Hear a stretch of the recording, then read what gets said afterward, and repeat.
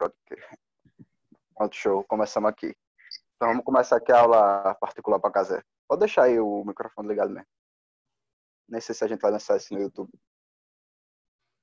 Vamos começar sobre a Revolução Francesa.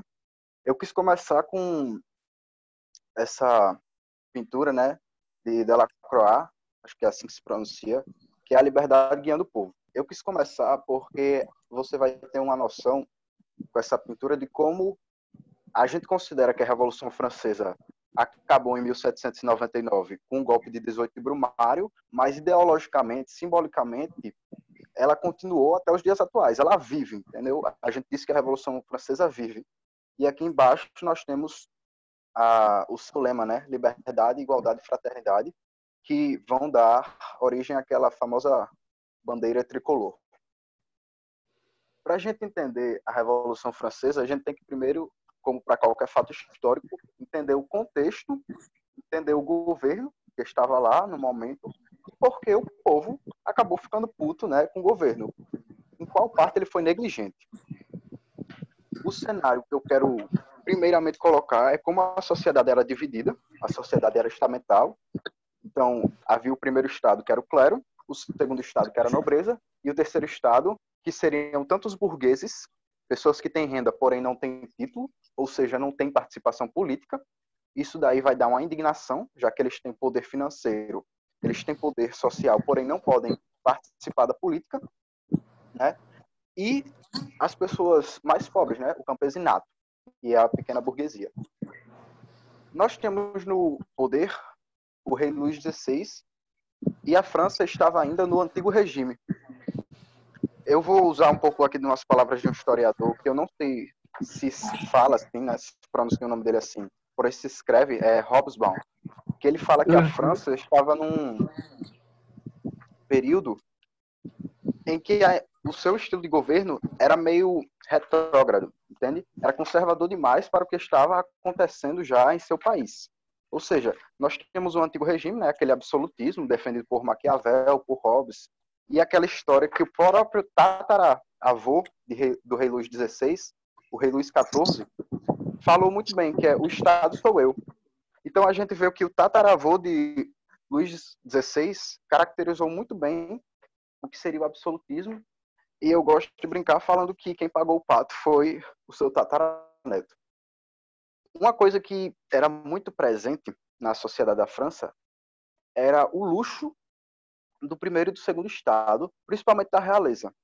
Eles viviam no Palácio de Versalhes, isso já daí você já tira quão grande era o luxo deles, e ele era afastado, um pouco afastado de Paris, né? Onde eles tinham do tudo bom e do melhor. Mas qual o problema deles terem do tudo do bom e do melhor agora, se eles tinham antes e ninguém se revoltou? É daí que você entende de onde vem a indignação do povo. Que seria exatamente a crise econômica que ocorreu. Você tem que lembrar que a França tinha saído da participação direta e indireta de duas guerras, né? A Guerra dos 7 Anos e a própria independência americana, que para rivalizar com a Inglaterra, eles participaram ajudando os Estados Unidos. Ou seja, a França estava muito torada economicamente. Tinha gastado mais dinheiro do que devia. E as coisas começaram a aumentar o preço, né? Outra coisa que aconteceu foi um problema climático. Aí é onde vai pegar mais. Aí é o ponto que as pessoas mais falam, né? Geralmente, se for ver vídeo aula no YouTube, é um ponto que a galera bate muito, que é que o preço do pão subiu. Por quê? Porque a produção agrícola foi afetada pelo problema climático. Ou seja, o povo estava mais pobre devido à crise econômica e, ao mesmo tempo, o preço do principal alimento, que era o pão, havia aumentado. Você pode relacionar com as manifestações que tiveram dos caminhoneiros quando o preço do petróleo aumentou. Entende? Então, é algo que a gente pode relacionar, algo atual. Aí, o que é que foi que começou a acontecer quando o preço do alimento estava muito caro e a população estava pobre? Saques se tornaram comuns, assaltos se tornaram comuns e manifestações se tornaram recorrentes. Por que eu estou falando isso? Porque daí você já vai entender que a revolta, o sentimento de indignação e a tomada de ação já estava presente desde antes do marco inicial da Revolução. Não foi só a queda da Bastilha e depois tudo deu certo, não. Antes da Revolução, o povo já estava começando a agir de forma contrária ao governo. Um ponto que você tem que entender que deixava a galera muito indignada é que 80% da sua renda, 80% de tudo que eles iriam produzir, iria para o Estado. Ou seja, vamos somar, crise econômica, preço do alimento caro, população mais pobre, e além de tudo isso, a maior parte do dinheiro dessa população que já era pobre iria para o primeiro e o segundo estado, que viviam de uma forma extremamente luxuosa, certo? Além de viverem de forma extremamente luxuosa, ainda eram negligentes com o povo. Uma frase que foi falsamente relacionada a Maria Antonieta, que seria a rainha, né, mulher do rei Luís XVI, seriam que comam brioches, né? O mito, né, porque de acordo com a maioria dos historiadores isso não realmente aconteceu, mas o mito diz que o povo chegou para Maria Antonieta e disse: rainha, rainha, a população não tem pão, não tem pão. Ela falou: se não tem pão, que comam brioches. Brioches era um bolinho que era mais caro que o pão. Ou seja, isso denota uma negligência, uma certa apatia do governo quanto ao seu povo. Porque é de uma ignorância muito grande você falar para eles comerem de uma coisa mais cara quando a população está numa condição extremamente precária e de pobreza. Esse era o contexto. Retomando, absolutismo, crise econômica, preço dos alimentos em alta, população muito indignada, realizando saques e assaltos, e negligência governamental. Agora, eu quero falar um pouco, antes de seguir adiante, do principal ideal que motivou a Revolução Francesa, que foi o Iluminismo. A gente tem uma videoaulazinha de uns 4 minutos no YouTube falando sobre o Iluminismo. Eu só vou lembrar dos pontos principais, que seria o direito à propriedade privada, a liberdade e a igualdade jurídica. Esses 3 pontos eram muito defendidos pelo Iluminismo, e o Iluminismo estava muito presente na França nessa época, nesse cenário. Ou seja, tinha tudo para o antigo regime cair, tinha tudo para o povo se rebelar contra o rei Luís XVI. Passando adiante. Bom, quando o ministro de Finanças, né, do rei Luís XVI notou que a situação estava muito ruim, né, desculpa a pronúncia, mas Jacques Necker, ele propôs que o clero e a nobreza começassem a pagar impostos, né? Pô, o Estado vai falir, a população está pobre, não tem o que fazer, vocês vão ter que pagar impostos. E por isso, o ministro de Finanças era exatamente aquele que o terceiro Estado iria mais apoiar, mais se identificar, né? Posteriormente ele é retirado, e isso já vai gerar uma indignação ainda maior no povo. Como a proposta não foi aceita, porém a crise se agravou, o rei Luís XVI teve a ideia de convocar os Estados Gerais. E os Estados Gerais não eram convocados em cerca de 200 anos. Porém, olha o que acontece. Nos Estados Gerais, o voto era por Estado. Ou seja, o clero e a nobreza já seriam 2 votos e já poderiam anular qualquer tentativa do terceiro Estado de tomar alguma medida contra os interesses deles. O que significa que você convocar os Estados Gerais é um ato simbólico, significaria que você estaria ouvindo o povo, porém, ao mesmo tempo, você poderia anular qualquer tentativa do povo de tentar acabar com seus privilégios. Tá entendendo? Aquela ideia da articulação política, né? Uma coisa bem maquiavélica. Tá entendendo, Casé? Tá tudo tranquilo? Tudo tranquilo. Certo. Então, o terceiro Estado, vendo o que estava acontecendo, fez: não, pô, o voto é por Estado, vocês estão anulando tudo aqui. Eles proporam o voto ser por deputados e não aceitaram. Pô, a gente tá sendo ferrado aqui. Diz a lenda que eles foram para sala ao lado. Eles, em vez de entrarem na sala dos Estados Gerais, que o rei havia fechado as portas exatamente por estar notando que o terceiro Estado queria tomar medida e queria bater de frente com o primeiro e com o segundo, ele fechou a porta. O terceiro Estado, indignado, pegou e entrou na sala ao lado, que seria a sala do jogo de Pela. Pela era tipo um jogo de tênis. E o que é que eles vão fazer lá? eu vi alguns historiadores falando que eles fizeram, alguns falando que eles não fizeram, não sei, mas seria o juramento do jogo da Sala de Pela, que vai ser exatamente se autodeclarando, né? Se autodeclarando Assembleia Nacional Constituinte. Que aí eles vão bater de frente com o antigo regime. Daí já é bater de frente com o antigo regime. Por quê? Porque quando você monta uma Assembleia Nacional Constituinte, logicamente, você está passando o poder que estaria concentrado na mão do rei para o poder dessa Assembleia, certo?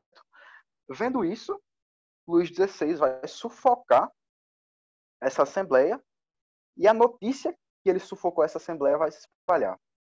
Daí é um ponto muito interessante na Revolução, que entendendo esse ponto, você consegue entender muitas outras revoluções. O povo, em geral, estava indignado. Porém, quando a notícia de que o rei sufocou a Assembleia Nacional, foi que ocorreu a queda da Bastilha. Por que quando essa notícia se espalhou? É claro que a indignação aumentou, isso é um ponto, porém tem outro ponto.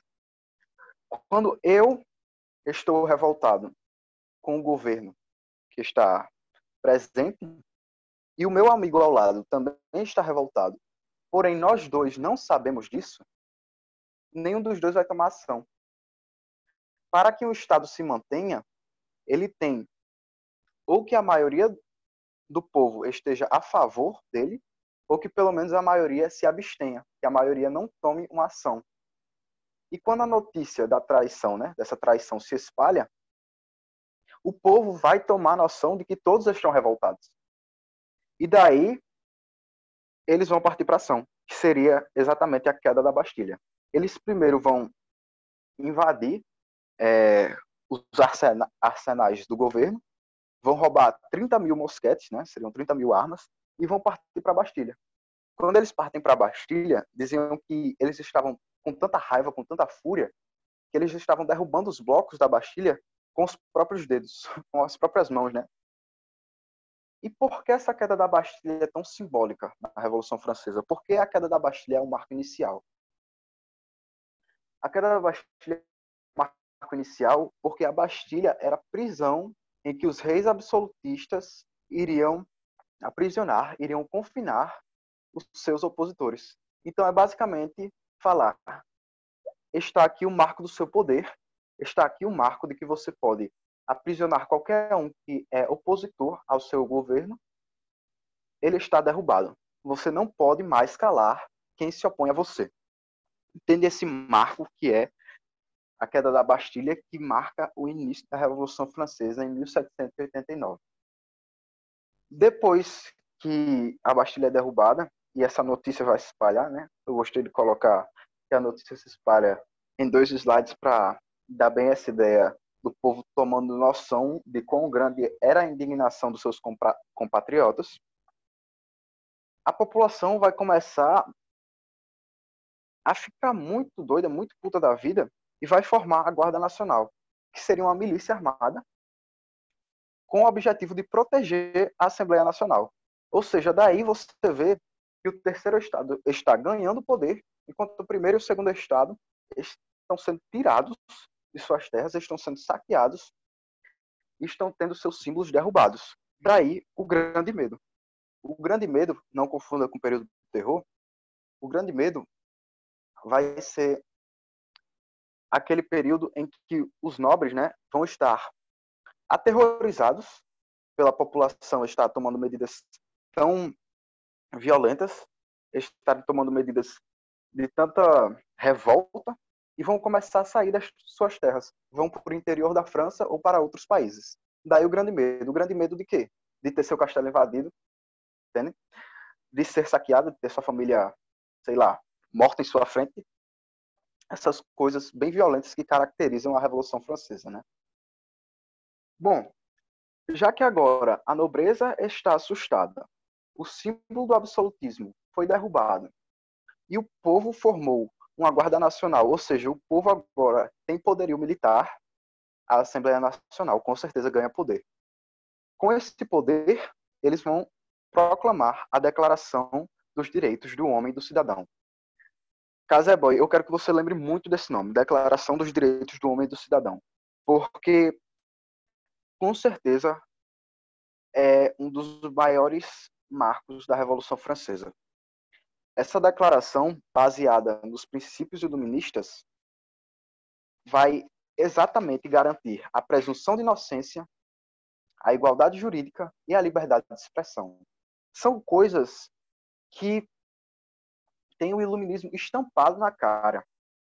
E essa declaração, além de representar o avanço do iluminismo, representa o recuo dos ideais do antigo regime, que é essa ideia principal da Revolução Francesa. Certo, agora que a declaração foi proclamada e que o povo tomou o poder, vamos estabelecer como é que vai ficar esse governo.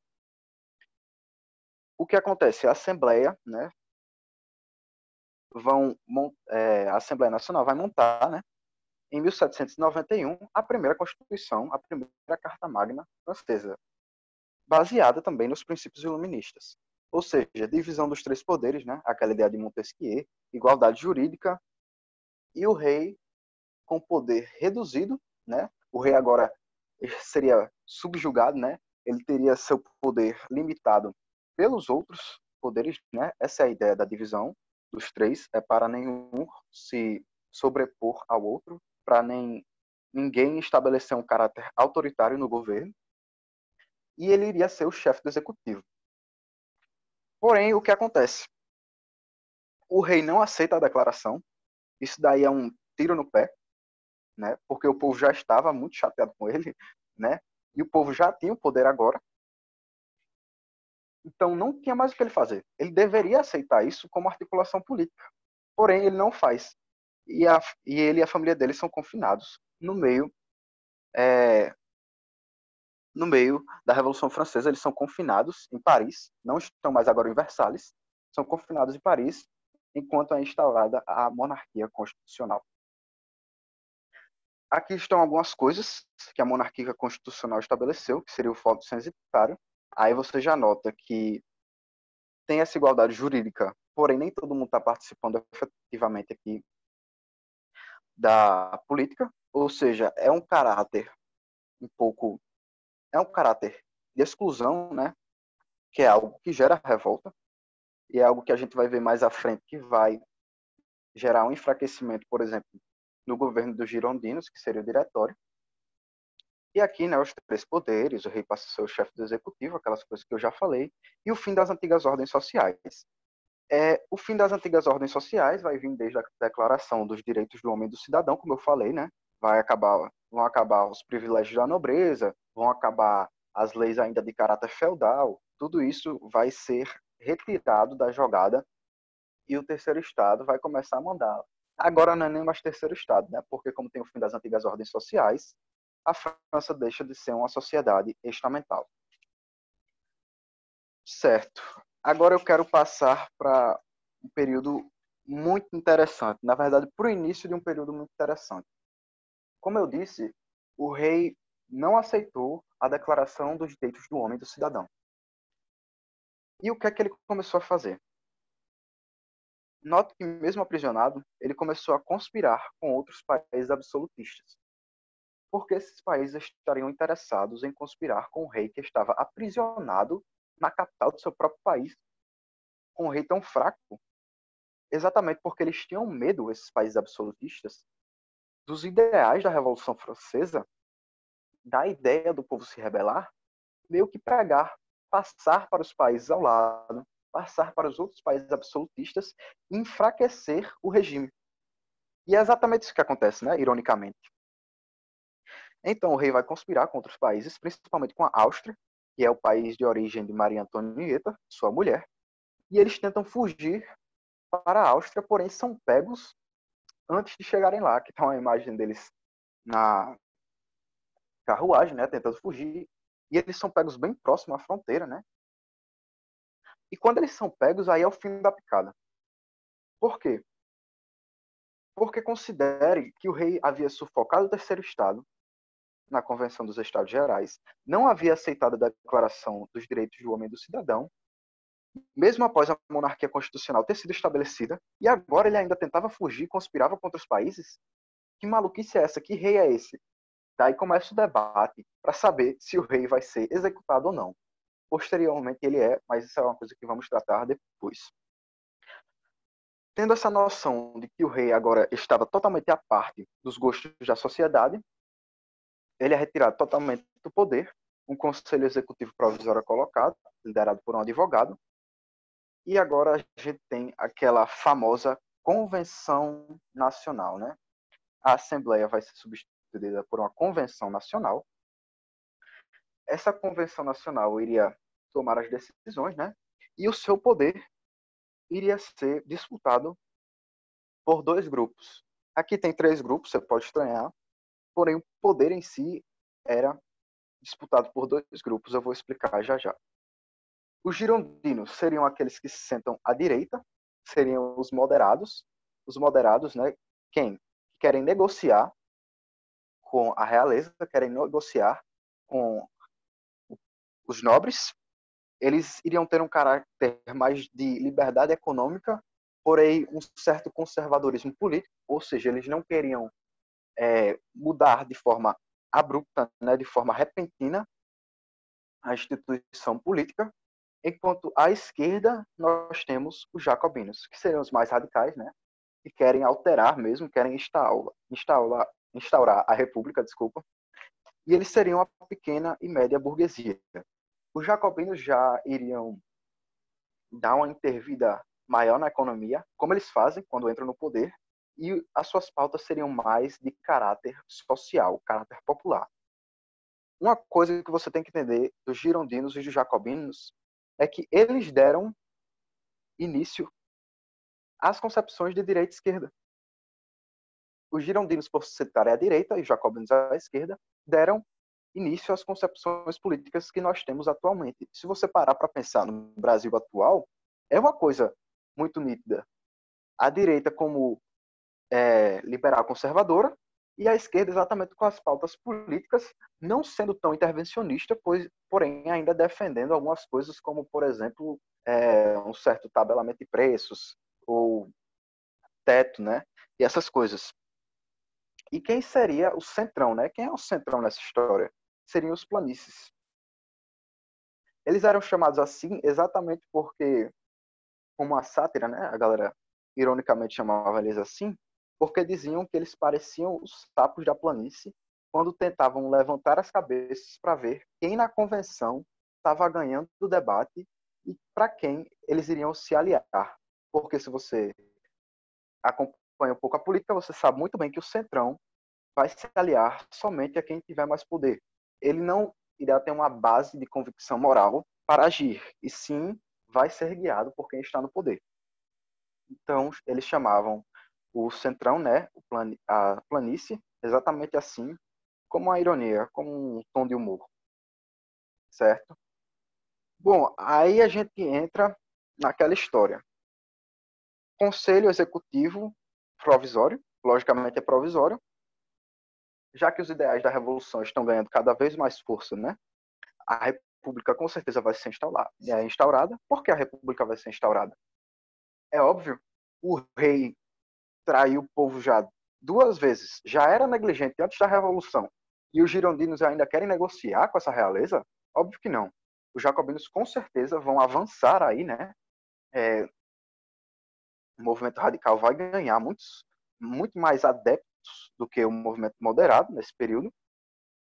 E em setembro de 1792, em setembro de 1792, a República vai ser instaurada, a Primeira República Francesa. Vai ser feita uma Constituição republicana. Eu gosto de falar que é uma Constituição provisória, porque ela dura o quê? Cerca de 1 ano.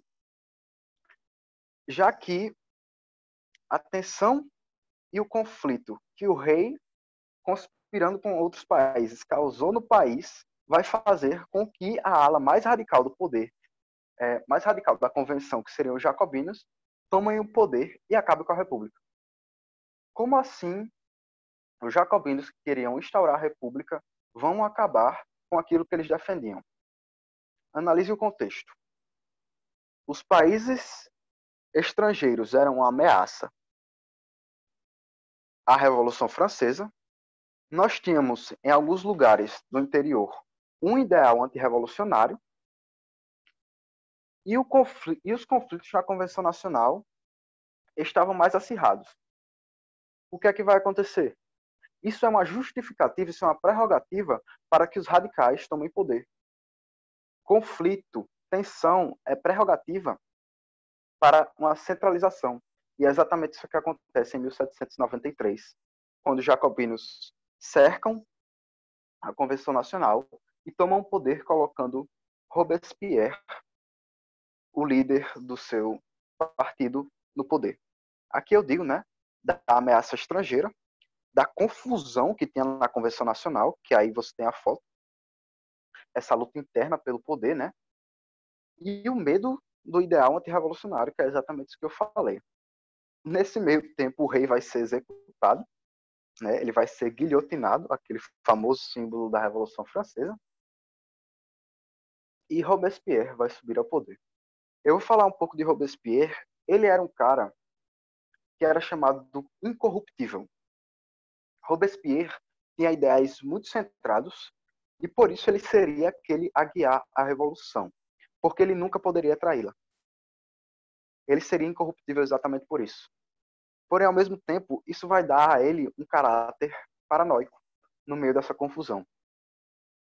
Note que com o ideal antirrevolucionário, tanto de dentro do país quanto de fora, e com uma pessoa que tinha ideais tão centrados e era tão eloquente, ou seja, tão, de certa forma, populista como Robespierre, isso daí vai formar um governo autoritário e vai formar um governo que usa da violência.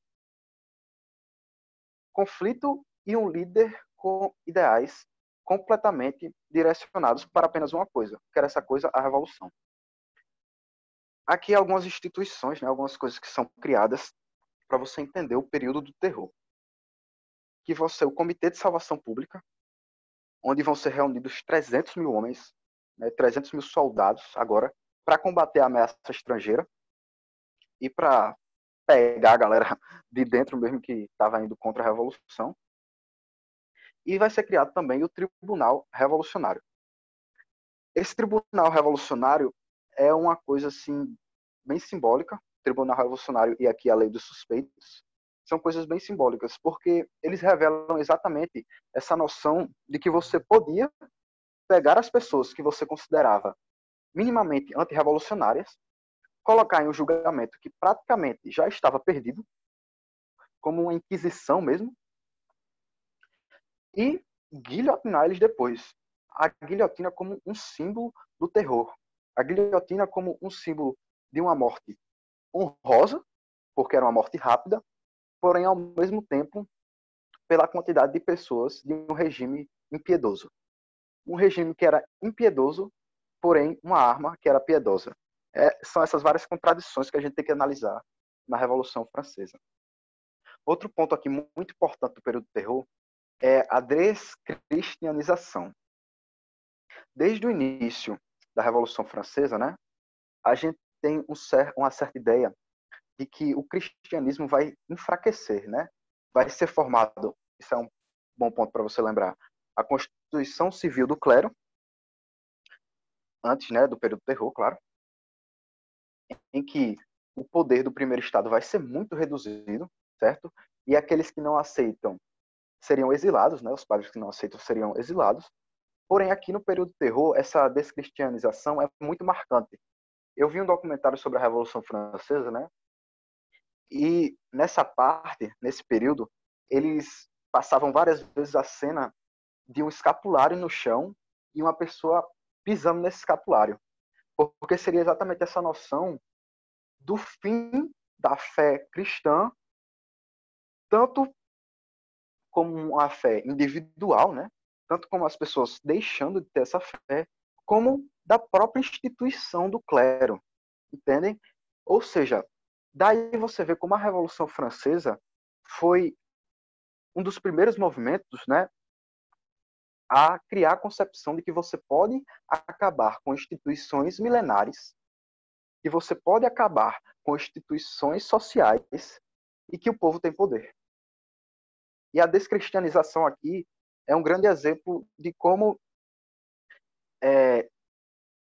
coisas que estavam no imaginário social há anos e anos poderiam acabar de uma forma tão repentina e poderiam dar lugar a outros ideais. Aqui o ideal da Revolução Francesa, que independente de qualquer coisa, você pode sim acabar com essas instituições e instaurar os seus ideais.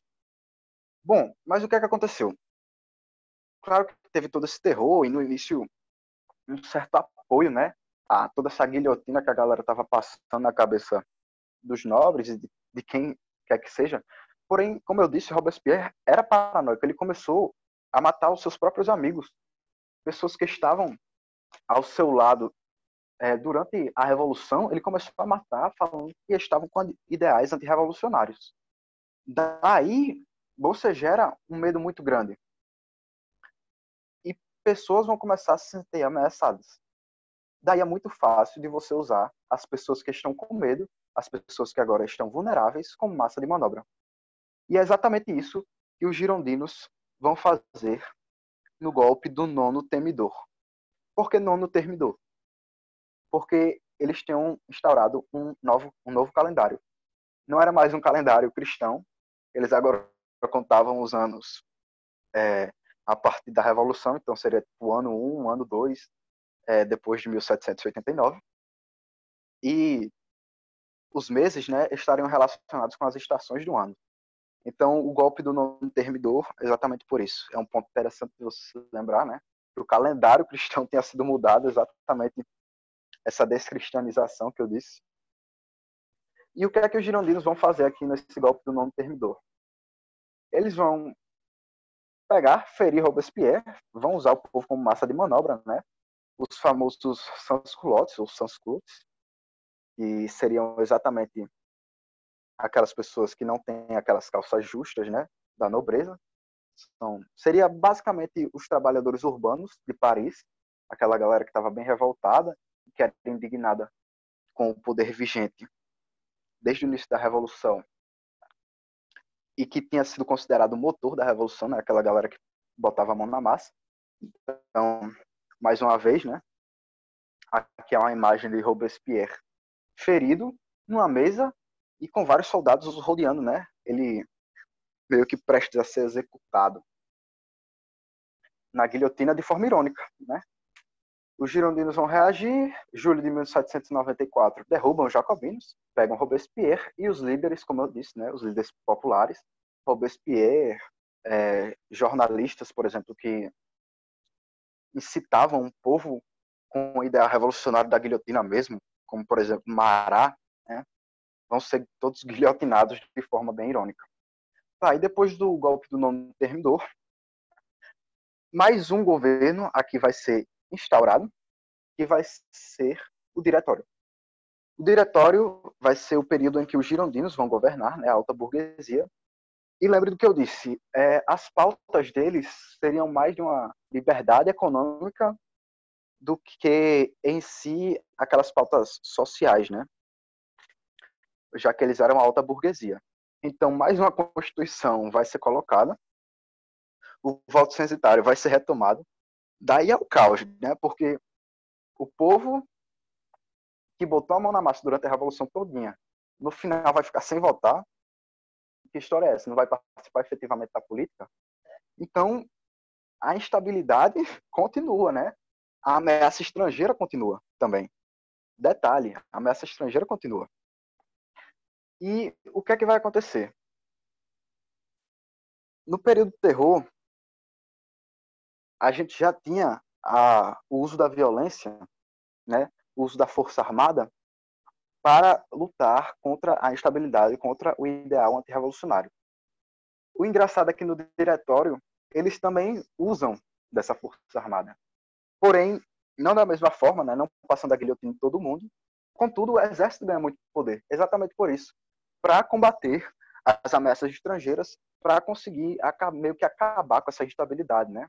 Aí eu coloquei aqui instabilidade combatida com autoritarismo. E o que é que vai acontecer? O exército está ganhando poder. A gente tem instabilidade, a gente tem estagnação, e as pessoas que estão no diretório não tomam medidas. Então nós temos 5 anos do exército ganhando poder, do general Napoleão, né, sendo o jovem promissor. O jovem promissor, general Napoleão, combatendo forças estrangeiras de uma forma extremamente tática. O exército resolvendo diversos problemas, enquanto o diretório permanecia em estagnação e a França continuava instável e o povo sem participar da política. Isso é uma brecha enorme. Uma brecha enorme para quê? Para que aquela pessoa que estava ganhando poder durante todo o período em que os políticos estavam inativos, né? Os políticos aqui seriam as pessoas do diretório. Aquela pessoa que estava ganhando poder seria Napoleão, para que ele tome de forma efetiva e determinante o governo da França. Isso vai ocorrer no golpe de 18 de Brumário.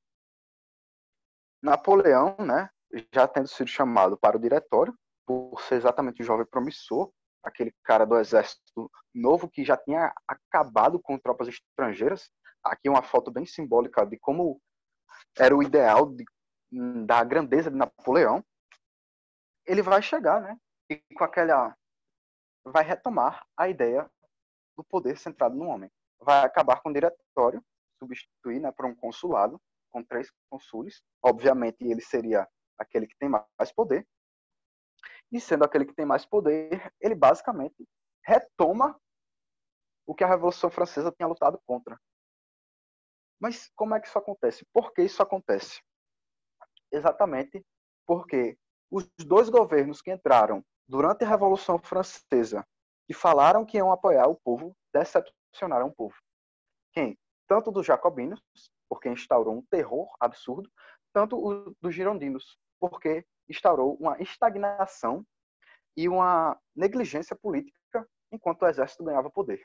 Ou seja, diversas brechas, mais uma vez, para que o autoritarismo fosse instalado, e é exatamente o que vai acontecer depois no grande período de Napoleão e de suas famosas guerras.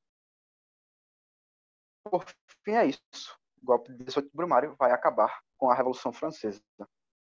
Você está com alguma dúvida, Cazé? Ficou claro? Não, tudo ficou muito claro. Muito boa explanação. Eu tentei falar de uma forma bem coloquial, tá ligado? É que às vezes eu fico colocando termo demais e a galera não entende. Espero que tenha ficado bem de boa. Eu queria resolver só umas questõezinhas com você, tranquilo? Umas 5 questões? Tranquilo, pode resolver. Vou entrar aqui, então.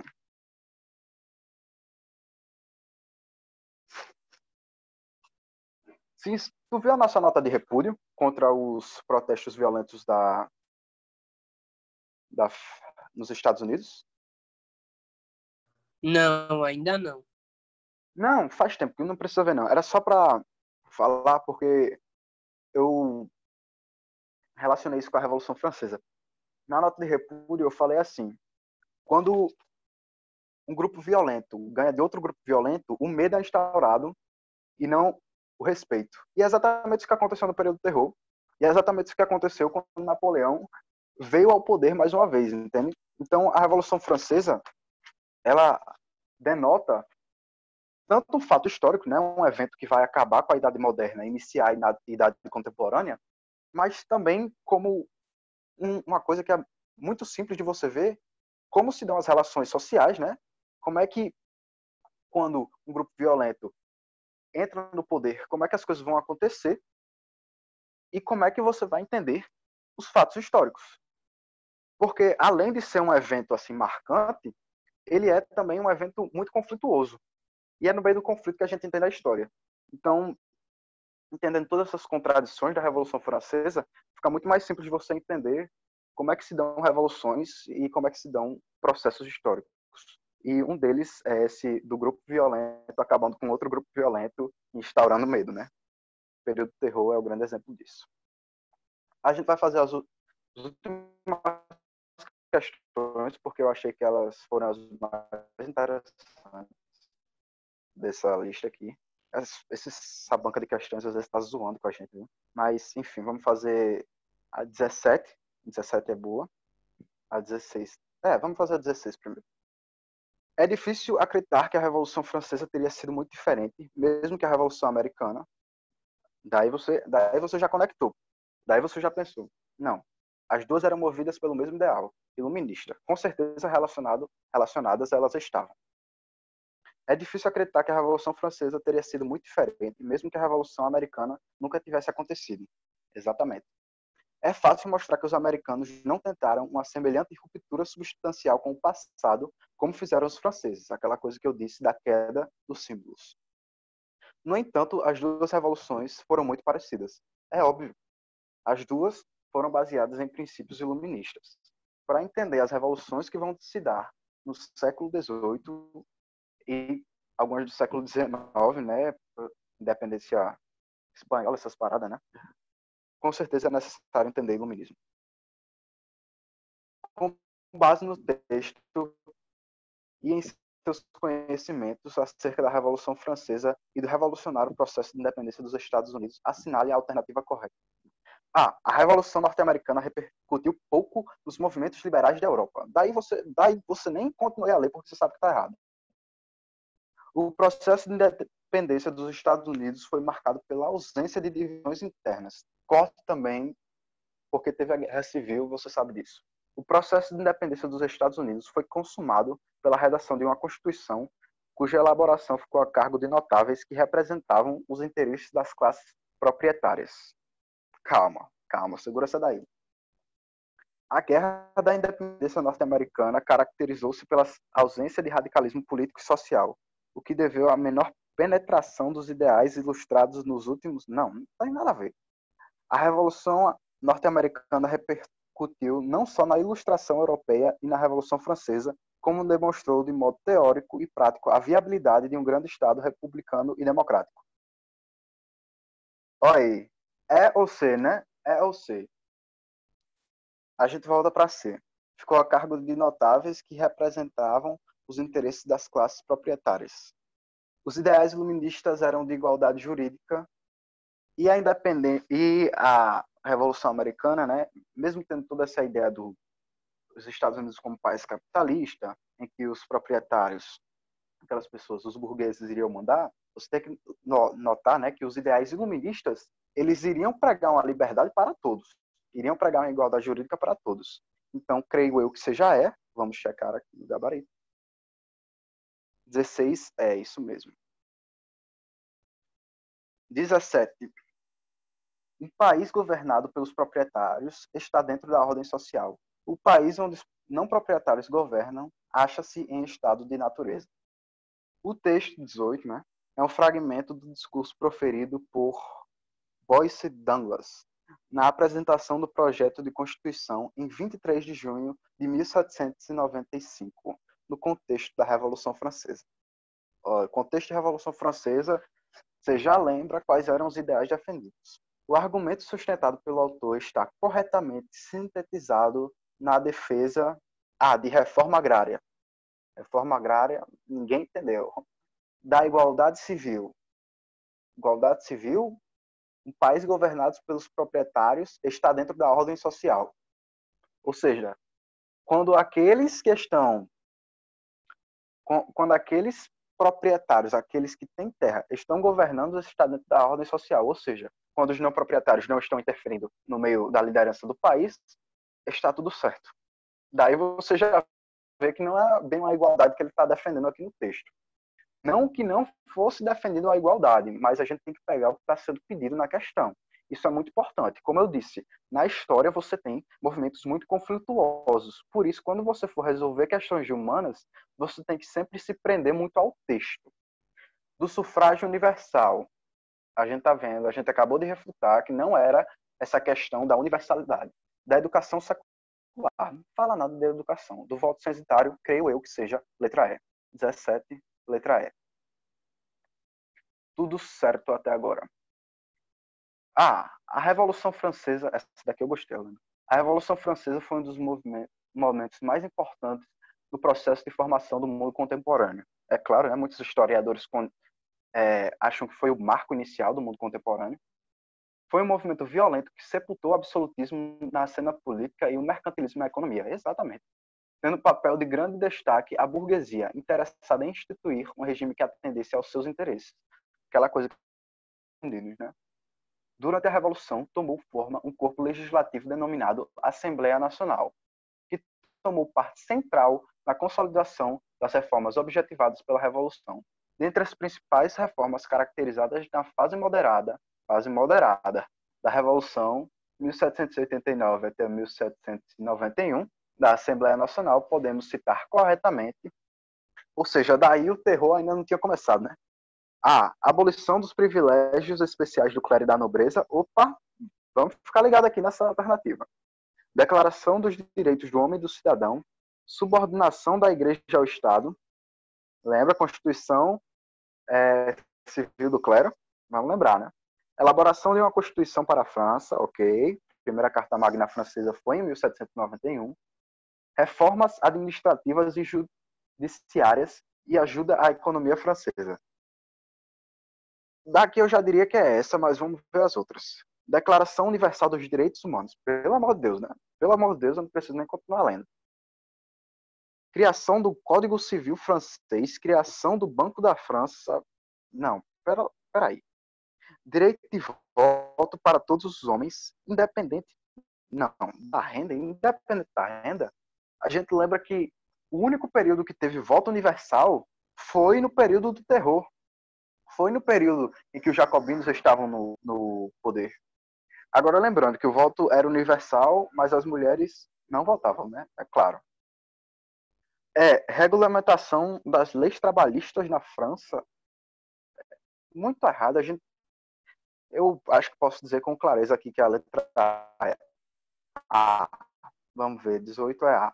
19. Pronto. Eu quero que, se você não tiver prestado atenção em nenhuma das questões que eu fiz até agora, não importa, preste atenção aqui nessa 19. Porque, ao meu ver, essa é uma questão mais fácil de cair, por exemplo, numa FUVEST da vida, uma questão difícil, ao meu ver, mais fácil de cair, exatamente porque trata da questão das mulheres, né? Como questão social está sendo bem cobrada, né, atualmente, e eu achei essa questão meio interdisciplinar, queria que você prestasse atenção. A gravura representa a marcha de mulheres revolucionárias até o Palácio Real de Versalhes em 5 de outubro de 1789. Essa marcha, elas invadiram, né, o Palácio de Versalhes, e a raiva era tão grande que parece que quando encontraram o quarto de Maria Antonieta, pelo menos eu vi no documentário, né, assim, e ela não estava lá, elas esfaquearam, né, a cama, né, dela, de tão grande que estava a raiva das mulheres ali. A participação das mulheres na Revolução Francesa. Levou à conquista do direito de voto. Acabei de falar que o voto universal não incluía as mulheres. Teve ressonância parcial nas decisões políticas, pois apenas as mulheres da alta burguesia envolveram-se nos protestos políticos e civis. Lembra daquela ideia que os sans-culottes, né, que não era aquele povo da alta burguesia, foram considerados por muitos o motor da Revolução. Então, com certeza, as mulheres da alta burguesia também não seriam aquelas a principalmente se rebelar, né? C. Foi notável nas manifestações e clubes políticos, check, porém seus direitos políticos e sociais não foram ampliados significativamente. Segura essa daí. D. Originou a igualdade dos direitos civis em relação aos homens após a igualdade de direitos civis em relação aos homens? Não. Daí você já tira. Diminuiu bastante após os conflitos e a violência generalizada a tomada da Bastilha. Por que eu considero essa questão um pouco mais difícil, um grau de dificuldade maior? Porque muita gente, quando estuda a Revolução Francesa, não vê, né, essa parte da participação das mulheres.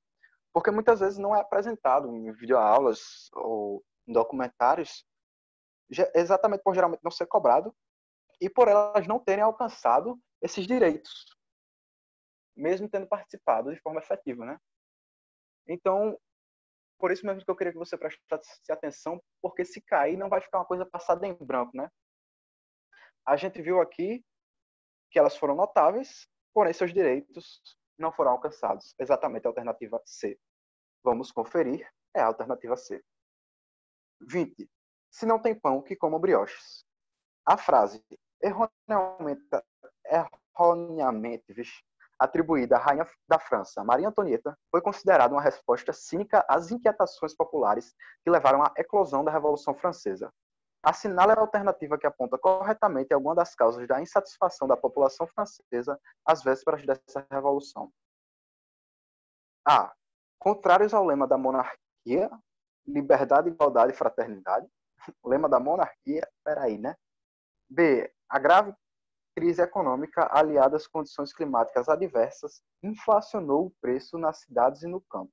Sofrendo com a fome, a população pagava altos impostos, lembra, 80% da sua renda, para manter os privilégios do clero e da nobreza.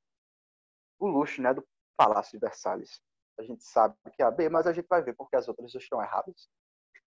C. A substituição de culturas alimentares pelo algodão. A gente não viu nada disso, né? Sei lá, supondo, de uma forma bem hipotética, que isso tenha acontecido, vamos continuar. Levou ao aumento da mortalidade infantil e da fome entre os camponeses, favorecendo a burguesia vinculada à indústria têxtil. Daí já entrou em uma história muito louca e que indústria têxtil vai estar mais ligada à Revolução Industrial, então a gente sabe que não tem nada a ver. D. Para sustentar os custos das guerras napoleônicas, o rei Luís XVI. Quando Napoleão foi ao poder, Luís XVI já estava morto, então daí você já tira. Devido à falta de terras férteis, a baixa produção de alimentos e a fome, a população demandava o aumento da ocupação francesa nas Américas e na África para ampliação da produção agrícola. Isso nunca foi uma reivindicação popular. Eles não reivindicavam que a França deveria tomar essas terras na América e na África, como eles falam aqui. O povo só queria que a realeza deixasse todo o seu luxo de lado e tivesse um cuidado, né, um certo carinho maior à sua população, deixasse ser negligente e tomasse conta do que eles tinham que tomar, da economia francesa, para que o seu povo não morresse de fome.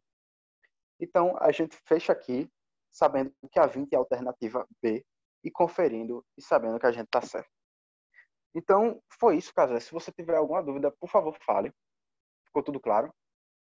Tudo claro, perfeita explanação e muito porque foi uma abordagem muito sistemática e ao mesmo tempo simples, que a pessoa consegue entender de uma forma melhor. Gostou Parabéns mesmo? mesmo. Ainda bem, Barriga. Valeu. Obrigadão aí. Então, vamos fechar essa aula. Se você tiver alguma dúvida, é só mandar no WhatsApp. Eu vou parar aqui a gravação. Eu também tenho umas paradas de aprofundamento, se tu quiser, para gravando, como é que para de gravar aqui, né? Você deixa